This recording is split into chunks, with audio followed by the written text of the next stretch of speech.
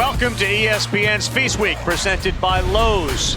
This is the Satva Empire Classic, and it's the championship game here in New York, where the University of Connecticut Huskies have been crowned champions 10 times before.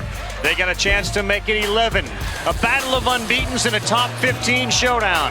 UConn and the Longhorns of Texas.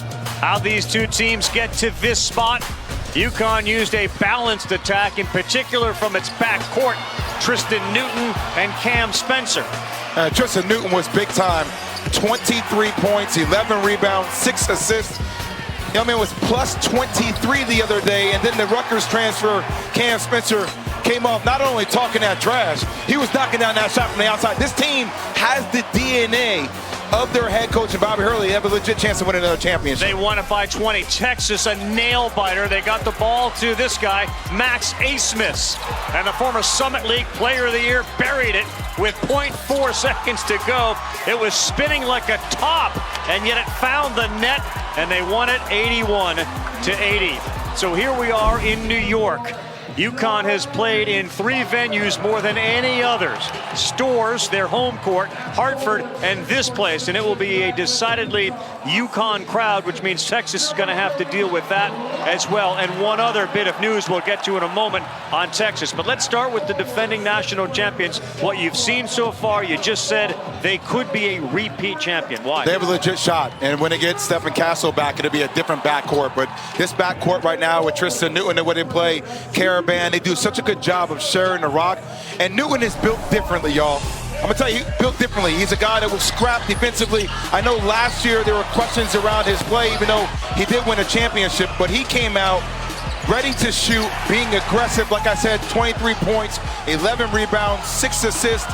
Led the team in plus-minus and just made the game easier for everybody. And they defended, Ravi. That's what you like about this UConn. From positions 1 to 5, they defend you with physicality. All right, let's get to the latest news on Texas with Myron. Yeah, Caden Shedrick will not go for Texas today. Had the labrum surgery this summer on both shoulders. They're keeping him out for precautionary reasons. I told him that. I talked to him and he said, listen, I feel like I can go, but the team is holding him out to make sure that they're cautious about his progress. Several times, Myron, thank you. We saw him yesterday on the ground or after a bucket like that, shaking his arm, his shoulder. He was struggling. Another example right there. So Shedrick, a huge part of what this team is trying to do, will not be available tonight off a 27-point, 11 for 15 effort.